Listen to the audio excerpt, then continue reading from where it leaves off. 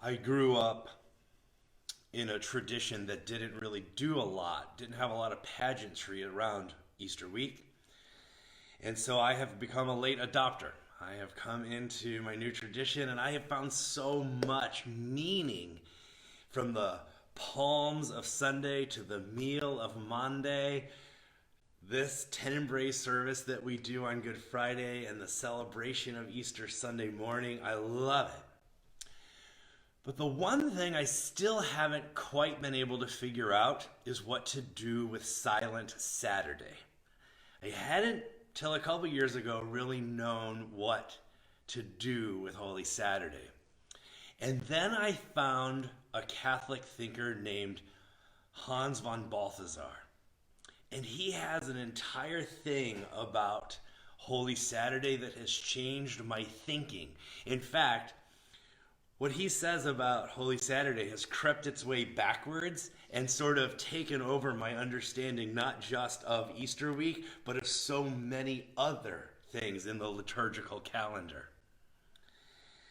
So he says we need to be careful that when Scripture says Jesus descended into hell, that we don't project onto that he rides in like a victor, but that he is counted as dead among the dead. That he took on full humanity and identifies with the fullness of the human experience.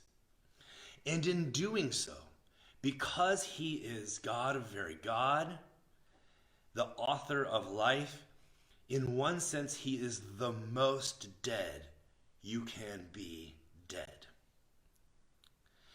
And there's a poetic love about what we see on Good Friday, a love that embraces the full experience of what has been entered into, that sees the story through, that walks into that final chapter even knowing the pain that is ahead.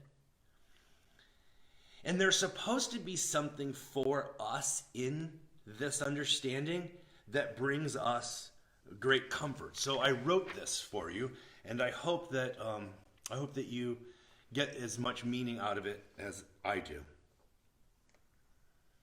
He was dead among the dead. He felt abandoned by God, separated from his source of life, identity, and direction. He went to the place of the dead, sank to the depths of the death, and entered into the pit. More dead than anyone, more dead than any sinner. As the author of life, he was the most kind of dead. And this was thought to be good news, because every person who dies descends into this place and goes down into the pit. They find Christ already there. Christ awaits you in death, more dead than you are, more forsaken than anyone ever, more abandoned than you, more separated from God than anyone has ever experienced. We find a brother in death. We're not alone in the pit. We have an advocate in the midst of our suffering. The author of life died a death and became the most dead, nearly doubly dead, and lives to advocate for us. Our great high priest, whose name is love, suffered death to the depth of despair.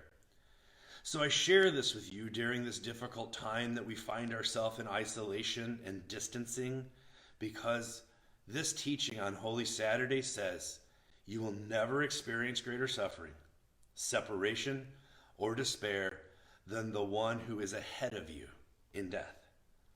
You will never be more dead, more abandoned, more forsaken, more despised or rejected than the one who is ahead of you. You are never alone.